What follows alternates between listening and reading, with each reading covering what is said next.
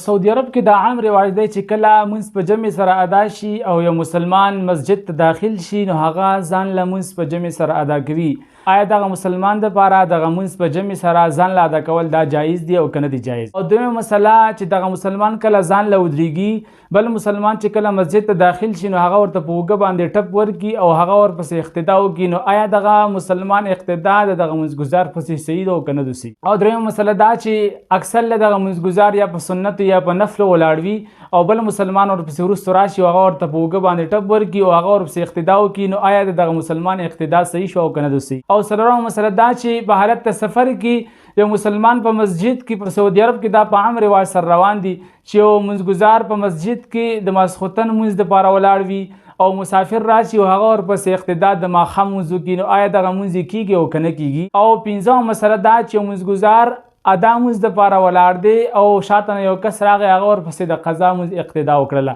یا یو مونځګزار قضا مونځ دپاره ولاړ دی او شاته نه ورپسې یو کس راغی هغه ورته په اوږه باندې ټپ ورکړو او هغه د قضا مونځ اقتدا د دغه مونځګزار پسې وکړله. آیا دغه صورتونو کې دغه مونځونه صحیح کیږي او که نه صحیح کیږي او د دغه مونځګزار مونځونه وشول او که نه دي شوي؟ ګران کتونکو ټول اول چې کله جمع شوي دو یو مونځګزار مسجد ته داخل شولو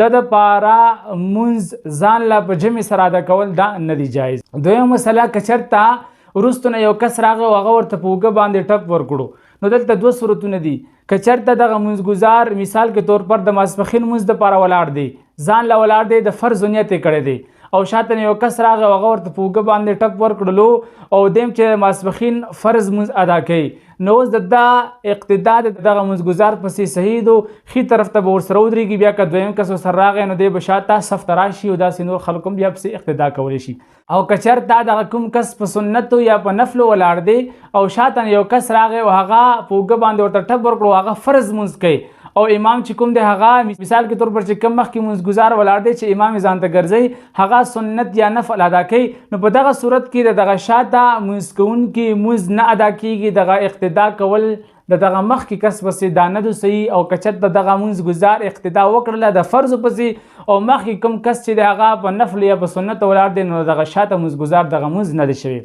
دریمه مسله چې کله حالت د سفر کې هلته اکثر له داسې کیږي چې کم مقیم خلک وي هغه د ماسخوتن مونځ دپاره ولاړ وي او شاته نه یو کس راشي او هغه ورته په اوږه باندې ټپ ورکړي او هغه د ماښام مونځ اقتدا وکړي. د امامت دپاره شرط دا دی چې د امام او مقتدي چې کوم مونځونه دي دا دواړه به یو وي. مطلب دا چې د ماسخوتن مونځ دی نو اوس چې کوم شاته مونځګزار اقتدا د دغه مخکې مونځګزار پسې کوي نو د مونځ به ماسخوتن وي. نو دلته چې د دوی مونځونه مختلف دي دغه مخکې مونځګزار چې دی د ماسخوتن مونځ ادا کوي او دغه شاته مونځګزار راغی او دی ورپسې اقتدا د ماښام کوي نو په دغه صورت کې دغه شاته مونځګزار اقتدا د دغه مخکې مونځګزار پسې نه ده صحیح. او څلورمه مسله که چېرته یو مونځګزار هغه په قضا مونځ باندې په مسجد کې ولاړ دی او شاته یو کس راغی او هغه چې دی ادا مونځ کوي مثال کې طور پر هغه کوم مونځګزار چې ولاړ دی هغه د نن ورځې ماسپښین مونځ راګرځوي د ماسخوتن په ټیم کې او دغه شاته مونځګزار راغی او دی د ماسخوتن ادا مونځ کوي او ده پسې اقتدا وکړل یعنې په اوږه باندې ورته ټپ ورکړو دا عام رواج دی په سعودي عرب کې او ده ورپسې اقتدا وکړله نو دلته د امام او د مقتدي په مونځونو کې چې دی فرق دی یعنې هغه چې دی امام هغه قضا مونځ ادا کوي او شاته مقتدي چې ځان